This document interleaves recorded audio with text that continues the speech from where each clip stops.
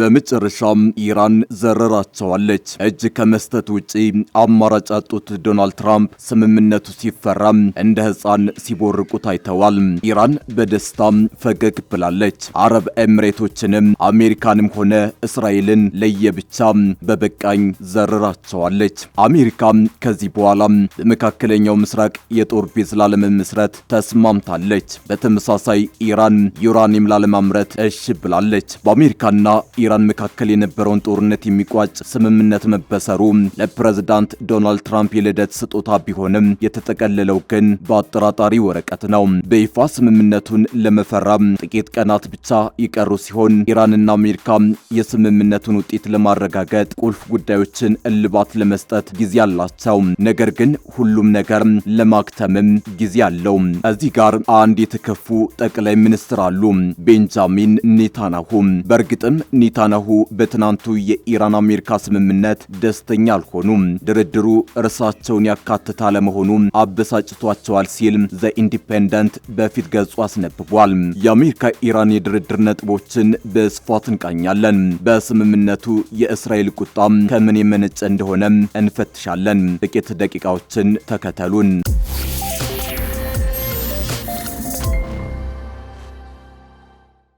በአሜሪካና ኢራን መካከል የነበረውን ጦርነት የሚቋጭ ስምምነት መበሰሩ ለፕሬዝዳንት ዶናልድ ትራምፕ የልደት ስጦታ ቢሆንም የተጠቀለለው ግን በአጠራጣሪ ወረቀት ነው። በማህበራዊ ትስስር ገጻቸው ስምምነቱን ሲያሳውቁ አሜሪካው ፕሬዝዳንት የሆርሙዝ ወሽመጥ ለንግድ መርከቦች እንደሚከፈትና ዋሽንግተን የባህር እግዷን እንደምታነሳ ገልጸዋል። ትራምፕ እሁድ ዕለት ነዳጁ ይፍሰስ ሲሉ እፎይ ብለዋል። አሜሪካ የቀድሞ ፕሬዝዳንቶች እንዳልተሳካላቸው በማነጻ ጸርም ያቀረቡት ትራምፕ በአጠቃላይ ቀጠናው ሰላምና ደህንነት የሚያመጣ ትልቅ ስምምነት መድረሳቸውን ተናግረዋል። እንደዚህ አይነት ግነት በእርግጥም ለትራምፕ አዲስ አይደለም። ባለፈው ጥቅምት የጋዛን ጦርነት ለማስቆም ለሁሉም ለቀጠናው ዘላለማዊ ሰላምና የእምነት ተስፋና ፈጣሪ ዘመን ጅማሩ ያሉት ስምምነት እንዲሁ የተሞካሸ ነበር። መሬት ላይ ግን እውነታው ስምምነቱ ጠባ ለማለቱ ነው። በእንደዚህ አይነት ከፍተኛ የዲፕሎማሲያዊ ስምምነት ስኬትና ውድቀት በአመዛኙ በዝርዝሩ የሚገለጽ ነው። እናም በዚህ ስምምነት ላይ ዝርዝሩ ጥቂት ነው። እሁድ ዕለት ከፎክስ ኒውስ ጋር ባደረጉት ቃለ መጠይቅ ምክትል ፕሬዝዳንት ጄዲ ቫንስ ኢራን መቼም የኒውክሌር የጦር መሳሪያ እንዳይኖራት ማድረግ በዚህ ስምምነት የተካተተ ነውና አሜሪካ ስምምነቱ ስለመከበሩ ማረጋገጥ ትችላለች ብለዋል።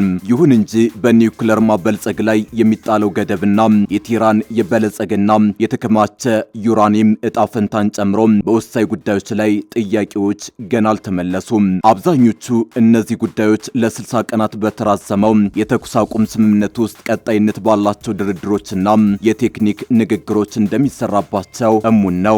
ይሁን እንጂ ኢራን የኒውክሌር ፍላጎቷን እርግፍ አድርጋ እንድትተው ለአስርተ ዓመታት የተደረጉ የውትወታና የጫና ጥረቶች የሚነግሩን በዚህ የመግባቢያ ስምምነት አሜሪካ አገኘው ብላ የምትተማመነው ውጤት ምንም ዋስትና እንደሌለው ነው። እሁድ ዕለት የኢራን ጠቅላይ ብሔራዊ ደህንነት ምክር ቤት ያወጣው መግለጫ ሌላኛው ተደራዳሪ በመግባቢያ ስምምነቱ የገባቸውን ቃሎች እስኪተገብር ድረስ የመጨረሻው ድርድር ይራዘማል ማለቱ ይህን አጉልቶ የሚያሳይ ነው።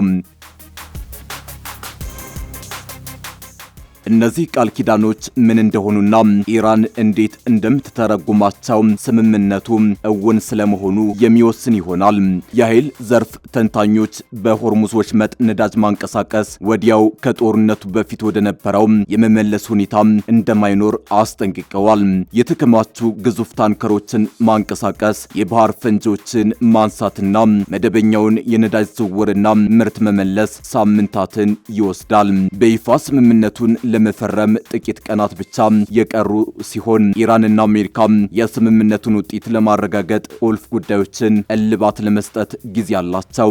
ነገር ግን ሁሉም ነገር ለማክተምም ጊዜ አለ። ሌላኛዋ አፍራሽ እስራኤል ናት። ይህ ጦርነት ሁሌም ቢሆን የሶስት ወገን ነው። ፕሬዝዳንት ዶናልድ ትራምፕ ለዎል ስትሪት ጆርናል ባለፈው ሳምንት ጠቅላይ ሚኒስትር ቤንያሚን ኔታንያሁ ሊባኖስ ላይ የጥቃት ትዕዛዝ በመስጠታቸው ለመጠናቀቅ ጫፍ ላይ የነበረው የነበረውን የኢራን ስምምነት ሊያከሽፍ ይችላል በሚል እንዳስቆጣቸው ተናግረዋል። ስምምነቱ ለህዝብ ይፋ እስኪደረግ ድረስም የጸና ይመስላል። ነገር ግን እስራኤል ሊባኖስ ላይ አዲስ ወታደራዊ ዘመቻ የምትጀምር ከሆነ ኢራን የሆርሙዝ ወሽመጥን ዳግም ልትዘጋና የዓለምን ምጣኔ ሀብት በድጋሚ አደጋ ላይ ልትጥል ትችላለች። ቫንስ በሰጡት አስተያየት ይህ ጦርነት በበርካታ አሜሪካውያን ላይ በከፍተኛ የኃይል ዋጋ እና ምጣኔ ሀብቱ ላይ ያደረሰውን ጉዳት እውቅና ሰጥተዋል። ለአሜሪካውያን ማስተላለፍ የምፈልገው የመጀመሪያ መልእክቴ እናመሰግናለን የሚል ነው ያሉት ቫንስ የኃይል ዋጋ መቀነስ እንደሚጀምር ቃል ገብተዋል። ይህ በምን ያህል ፍጥነት እውን እንደሚሆንና እጅ ባጠራቸው የአሜሪካ ሸማቾች ላይ በምን ፍጥነት እንደሚደርስ የህዳሩ የህግ አውጪዎች ምርጫ ላይ ተጽዕኖ ይታያል። በቅርብ በተደረጉ የህዝብ አስተያየት ድምጾች ትራምፕና ፓርቲያቸው የህዝባቸውን ትዕግስት እያጡ ነው። ዩገብ የተሰኘው የአስተያየት መስጫ መድረክ ባደረገው ቅኝት 63 በመቶ አሜሪካውያን የፕሬዝዳንቱን የምጣኔ ሀብት እንቅስቃሴ አይደግፉም። 57 በመቶዎቹ ደግሞ ምጣኔ ሀብቱ እየባሰበት ነው ብለው ያምናሉ። የእሁዱ ስምምነት ሙሉ ለሙሉ ባይሆን እንኳን ቢያንስ በጦርነቱ ጫና ምክንያት የደረሰውን የምጣኔ ሀብት ችግር ለመቅረፍ ይረዳል። የነዳጅ ዋጋ እውነተኛ ቅናሽ ካሳየ ሁኔታዎች እየተቀየሩ ስለመሆኑ ለአሜሪካ ሕዝብ ተጨባጭ ምልክት ይሆናል። ሁኔታዎች ከጦርነቱ በፊት ወደ ነበሩበት መመለሳቸው ተጨባጭ እርምጃ ቢሆንም የትራምፕ ግዙፍ ግብ ለአሁኑ ከትልም ያልደረሰና በሀገራቸው አሁንም ፖለቲካዊ አደጋ ሊገጥማቸው ይችላል። የካቲት 21 ቀን 2018 ዓ.ም ማለዳ ቅዳሜ እስራኤልና አሜሪካ የኢራን ከፍተኛ ባለስልጣናትንና ቁልፍ የአመራርና ወታደራዊ ተቋማትን ኢላማ በማድረግ ነበር ጦርነቱን የጀመሩት። በመጀመሪያው ዕለት በኢራን ላይ በተፈጸሙት የተቀናጁ የአውሮፕላንና የሚሳኤል ጥቃቶች የእስላማዊቷን አብዮታዊ ሪፐብሊክ መንግስት የበላይ መሪ አያቶላህ አሊ ኻሜኒንና ሌሎች ከፍተኛ ባለስልጣናት ተገድለዋል። ይህንን ተከትሎም ለወራት በህዝባዊ ተቃውሞ ሲናጥ የነበረው የኢራን መንግስት እንዳበቃለት በስፋት እየተነገረ የነበረ ቢሆንም እጇን ያልሰጠችው ኢራን የአጸፋ ምላሽ መስጠት የጀመረችው ወዲያውኑ ነበር። ለዘመናት የገነባቻቸው ዘመናዊ የረጅም ርቀት የጦር መሳሪያዎቿን በመጠቀም እስራኤልና በዙሪያዋ ባሉ የአሜሪካ አጋር ሀገራት ላይ የሚሳኤልና የድሮን ጥቃቶችን ለቀናት አዝንባለች። የአሜሪካው ፕሬዝዳንት ከኢራን ጋር የሚካሄደው ጦርነት ከሳምንታት የማያልፍ አጭር ጦርነት እንደሆነና ኢራንም በቶሎ እጅ እንድትሰጥ በመጠየቅ ሰራዊታቸው ለድል መቃረቡን አሳውቀው ነበር። ነገር ግን በጦርነትና በድርድር ውስጥ ሳትበገር የቆየችው ኢራን የሆርሙዝ ወሽመጥን በመዝጋት በአሜሪካና በአካባቢው ሀገራት እንዲሁም በዓለም ምጣኔ ሀብት ላይ ከባድ ተጽዕኖን ማሳደር ችላለች። ግዙፍ የጦር መርከቦቿን በማሰማራት ቀደም ብላ ቬንዙዌላ ላይ የወሰደችውን እርምጃ በኢራን ላይ ለመድገም የተነሳቸው አሜሪካ የገጠማት ምላሽ ግን ከጠበቀችው በላይ ነበር። በሳምንታት ይጠናቀቃል የተባለው ጦርነት እየተራዘመ ሲሄድ ለድርድር በሯን በመክፈት ቅድመ ሁኔታዎችን ብታቀርበም በኢራን በኩል ተቀባይነት ሳያገኝ ቆይቶ ነበር። በፓኪስታን አሸማጋይነት ለወራት የተካሄደው ንግግር አሁን ወደ መግባባት እንዳደረሳቸው የሁለቱ ሀገራት ባለስልጣናት አስታውቀዋል። ይህ ዓለምን ለወራት ያስጨነቀው ጦርነት ወደ መቋጫው የደረሰው ግን በቀላል ዋጋ አይደለም። እስካሁን በኢራን በኩል ለጦርነቱ የወጣው የገንዘብ መጠን ባይታወቅም አሜሪካ ግን ባለፉት 3 ወራት ቢሊዮኖችን ለጦርነት ከስክሳለች። በተጨማሪም የጦርነቱ ዳፋ ሌሎች ቢሊዮኖችን እንዳከሰራት ይነገራል። ባለፉት ወራት ከተለያዩ የአሜሪካ መንግስት ይፋዊ ምንጮች የወጡ አሃዞች እንዳመላከቱት በኢራን ላይ ለተካሄደው ጦርነት በቀጥታ ለወታደራዊ እንቅስቃሴ ሲባል አሜሪካ በየወሩ ከ6 እስከ 8 ቢሊዮን ዶላር ድረስ ስታወጣ ቆይታለች። ገለልተኛ የምጣኔ ሀብት ትንታኔዎች ደግሞ ሀገሪቱ ባለፉት ወራት በተካሄደው ጦርነት ለወታደራዊ የወጣው ወጪና ጦርነቱ በሰፊው የሀገሪቱ ኢኮኖሚ ላይ ከ15 እስከ 30 ቢሊዮን ዶላር የሚደርስ ኪሳራን አስከትሏል አስከትሏል ብለው ያምናሉ። የአሜሪካ መከላከያ ሚኒስቴር ለጦርነቱ ያስቀመጠው መነሻ ወጪ በወር በአማካኝ 6.8 ቢሊዮን ዶላር ነው። ከፍተኛውን ወጪ የሚይዘው ደግሞ አሜሪካ በኢራን ላይ በስፋት የተጠቀመቻቸው እጅግ ዘመናዊ የሆኑትን የሚሳኤል አረሮችን ለመተካት የወጣው ወጪ ነው።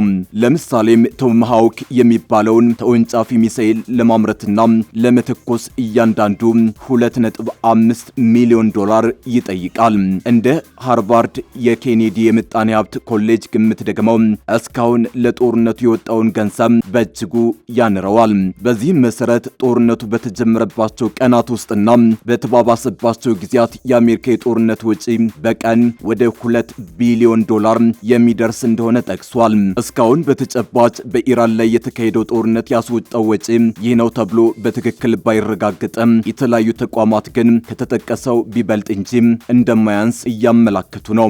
ለሳምንታት ብቻ ይቆያል የተባለው ጦርነት እየተራዘመ መሄዱን ተከትሎ አሜሪካ የመከላከያ መስሪያ ቤት በወጪው ላይ ጫና ስለተፈጠረበት የሀገሪቱ ምክር ቤት ተጨማሪ የ98 ቢሊዮን ዶላር ተጨማሪ በጀት እንዲለቀቅለት ጥያቄ ማቅረቡ ይታወሳል። እስካሁን እየተጠቀሱ ያሉት በቢሊዮን ዶላሮች የሚገለጹት የጦርነት ወጪዎች ለተተኳሾች፣ ለአየር ጥቃት መከላከያ ሚሳኤሎች፣ ለጦር መሳሪያዎች ጥገናና ለዕለት ወታደራዊ ዘመቻዎች የሚውሉ ወጪዎች መሆናቸው ይታመናል።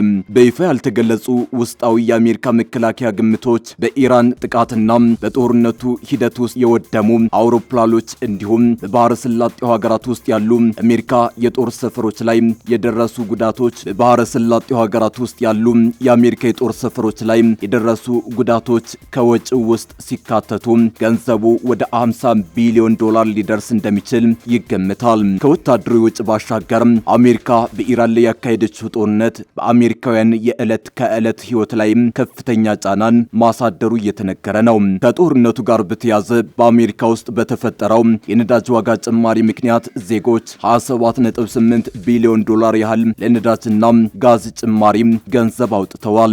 በሆርሙዝ መዘጋት ምክንያት የነዳጅ ዋጋ በአማካኝ በ40 በመቶ አሜሪካ ውስጥ ጭማሪ አሳይቷል። አሁን አሜሪካና ኢራን ቢሊዮኖችን ያስወጣውን ጦርነት ለማስቆም ከስምምነት ደርሰዋል። ምንም እንኳን ጦርነቱ ቢቆምም የጦርነቱ ዳፋ የወጪ ግን ቀጣይነት እንደሚኖረው ባለሙያዎች ይገልጻሉ።